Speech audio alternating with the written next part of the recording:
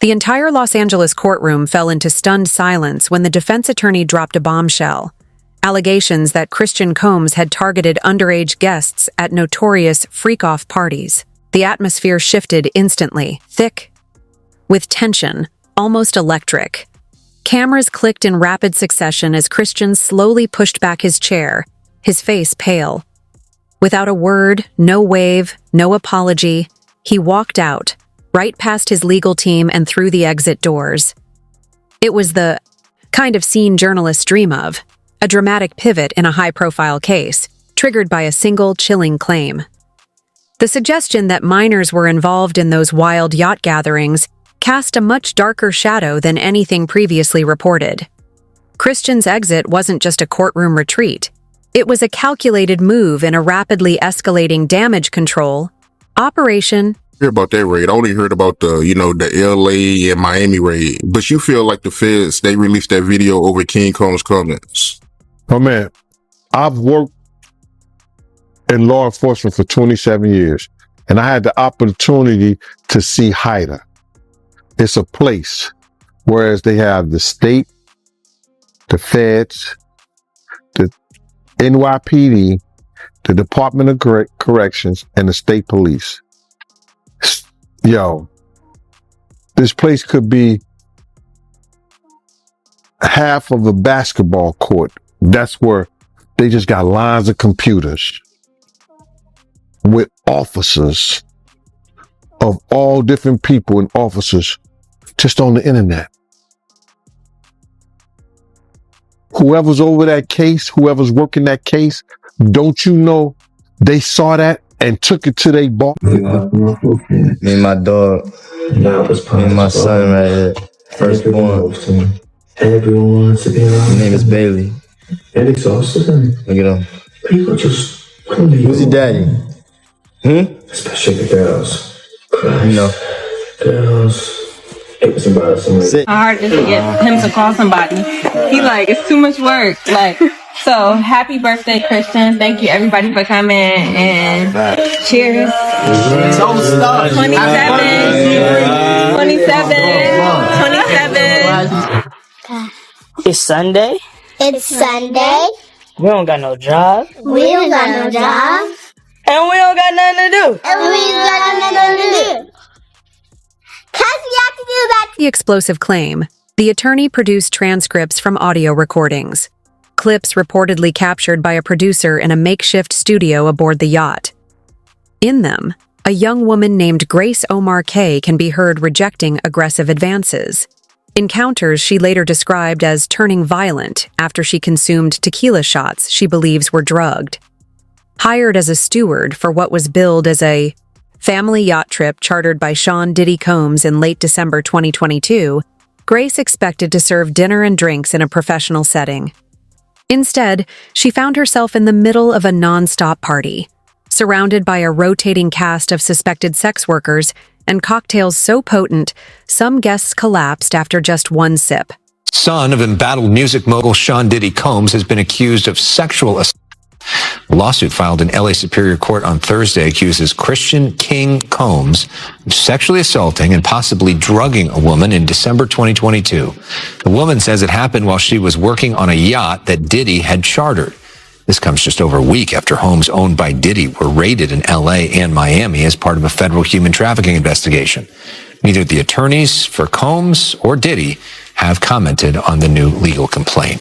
In a new lawsuit, Sean Diddy Combs' second son, Christian Combs, is accused of sexually assaulting a crew member working on a super yacht. That suit was filed here in Los Angeles. Attorneys representing former yacht stewardess Grace Omar say she was sexually assaulted on board a yacht when she was 25 years old in December of 2022 by Diddy's son, rapper Christian Combs. They say his dad, Sean Combs, leased the yacht and had full control of its staff and the premises. Omar's lawyers say Combs turned what was sold as a wholesome family excursion into a hedonistic environment. They stated, quote, defendant Sean Combs fostered and encouraged an environment of debauchery. There was always a party atmosphere filled with suspected sex workers, suspected laced alcohol, violence, and sheer disrespect of women and the yacht's crew. The lawsuit also contains photos of bruises that Omarki's lawyers say she suffered when Christian Combs violently grabbed her and attempted to force her to perform a sex act. They also included a transcript of an audio recording which they say captures Omarki being forced to consume suspected lace shots of tequila. Just days after a yacht steward filed a lawsuit against Christian,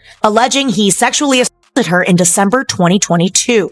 The victim in the case has produced audio recordings that allegedly shows forcing himself upon her and that he wouldn't take no for an answer. Says it all happened during what was supposed to be a wholesome family excursion with Christian and his father. Check this out, y'all. This is Diddy. This is my son, King Combs. And I've been watching my pop since I was a kid. And I'm proud of you, boy. She says Diddy was the one chartering the yacht for the trip. This lawsuit is bad for Diddy. He may be able to get out of it, but the optics are terrible when he's already facing a criminal investigation. This may be the nail. According to her account, Christian boarded the yacht already heavily intoxicated. She says he pressured her to take tequila shots, then groped her legs, chest, and worse, allegedly attempting to force oral sex. Grace claims she fought him off and fled, only for Christian to later find her in a makeshift sleeping area, a movie theater repurposed with mattresses. He allegedly blocked the door and assaulted her again until someone finally intervened. The reader's psychological aftermath, her complaint states, was devastating. Panic attacks, suicidal thoughts, an eating disorder, and even seizures. Photographs of bruises on her arms, along with audio recordings, were submitted as evidence in the court. Filing. Grace ultimately sued both Christian and Sean Combs for sexual assault, harassment, emotional distress, and premises liability. Next voice. In court, Grace's attorney, Tyrone Blackburn, didn't waste a second. He walked jurors through the damning audio transcripts and spoke openly about cocktails allegedly laced with GHB and other date rape drugs. Then came the moment that stunned the room. Blackburn claimed that the Combs siblings had a history, not just of attending, but of actively participating in these so-called freak-offs, some involving minors. He suggested that more recordings existed and vowed to fight to have them played in court. The response from Christian Combs' attorney, Aaron Dyer, was swift. He dismissed the lawsuit as lewd and meritless, vowing to file a motion to dismiss what he called manufactured lies. But Blackburn countered that the allegations were not only credible, they were extensively documented. Next voice. In his extensive lawsuit, music producer Lil Rod directly names Justin Combs, portraying him as someone involved in questionable party scenes and gatherings. The suit even includes a photograph of Justin with an individual alleged to be underage. In one cited event, Lil Rod claims a young guest was brought to a private listening party at Sean Diddy Combs' residence. The night reportedly escalated into what Lil Rod refers to as a freak-off, a chaotic and exclusive party atmosphere. It's also the same night Lil Rod alleges he was given a suspicious drink that left him disoriented. According to the suit, he later woke up hours later with no memory of what had happened. Justin Combs is listed as a defendant in the case, with Lil Rod asserting that he played a key role in organizing and enabling the operations of what he describes as a coordinated and harmful enterprise. Like, are those midgets? Because it's people over them. Like, it's people trying to hide what they're doing. Adults who are little people, or are you talking about minors? Am I going to get in trouble?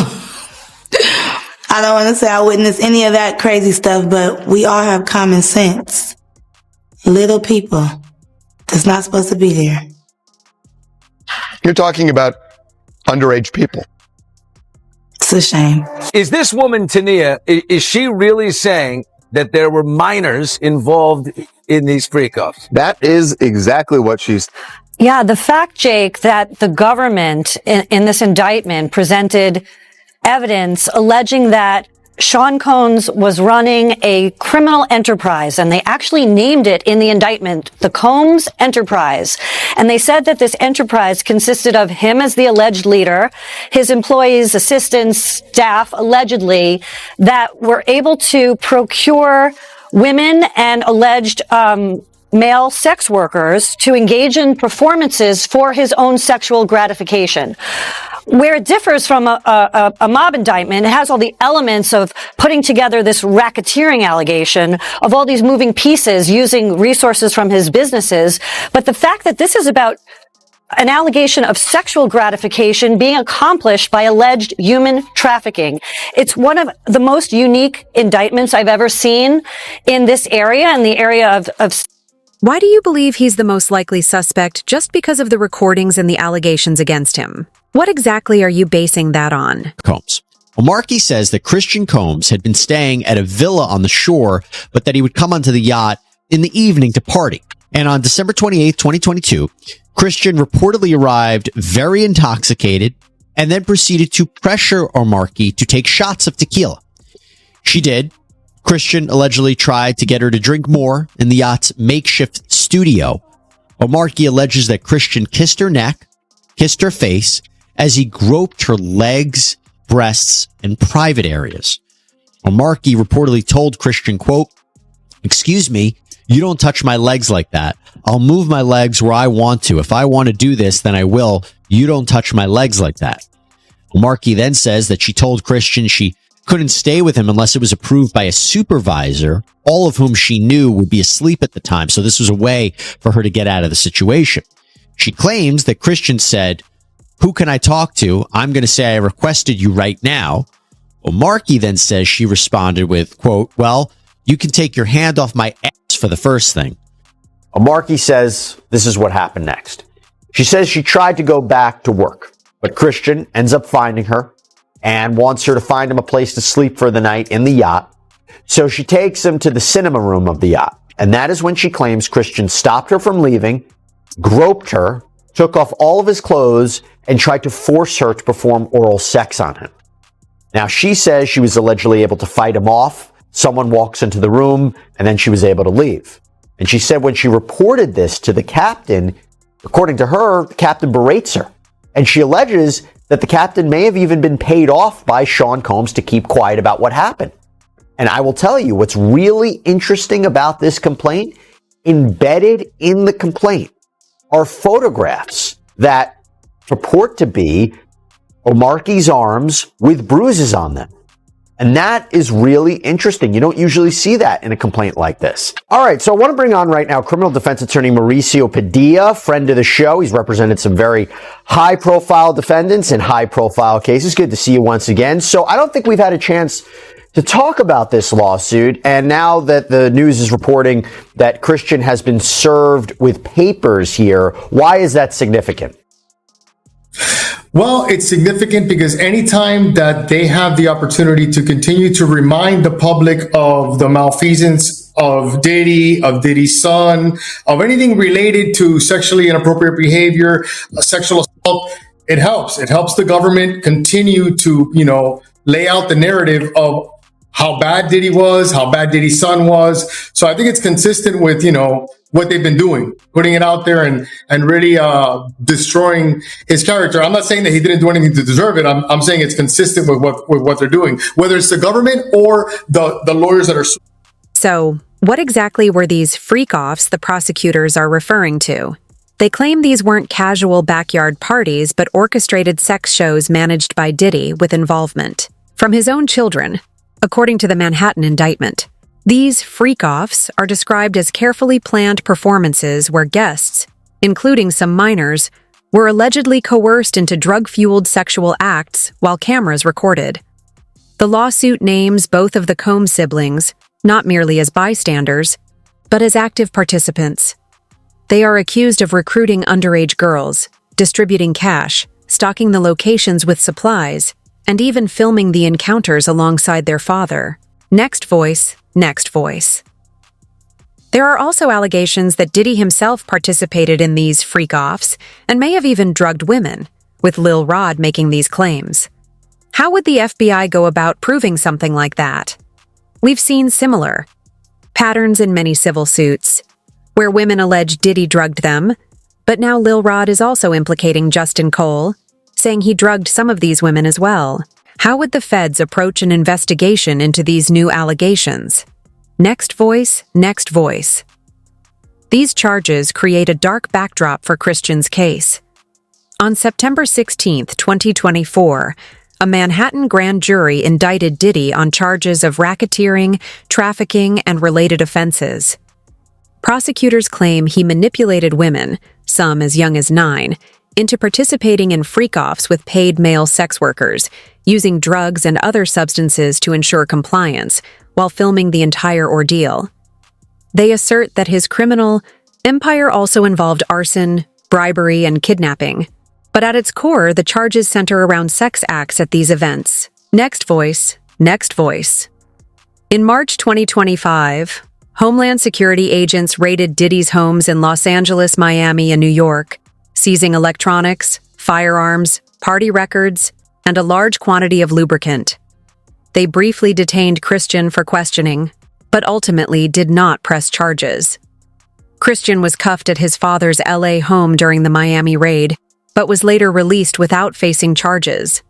Diddy's team called it an ambush, insisting that both men would vigorously defend themselves against what they described as meritless accusations.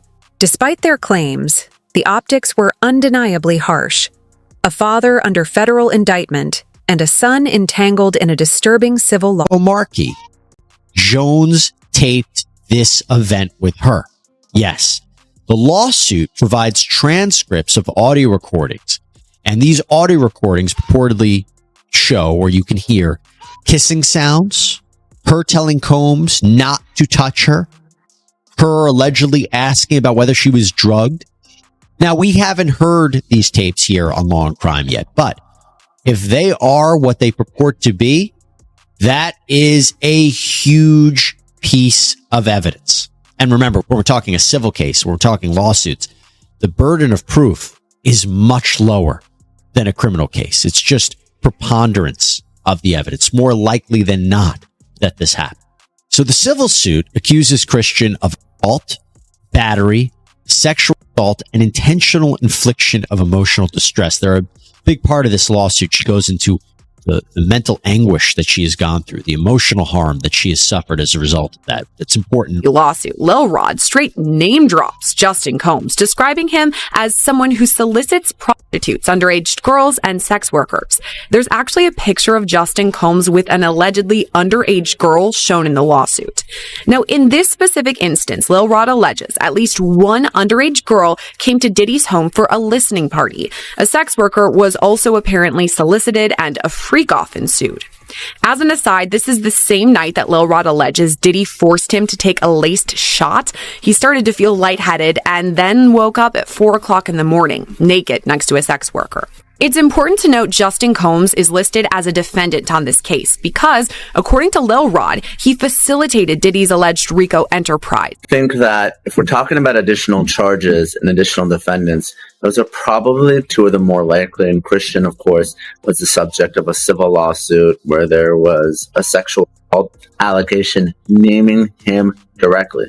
So I think if we're going to cast a bit of a wider net, people are talking about family members, other celebrities, maybe some employees like Christian Forum, but I think the most likely would be those two sons.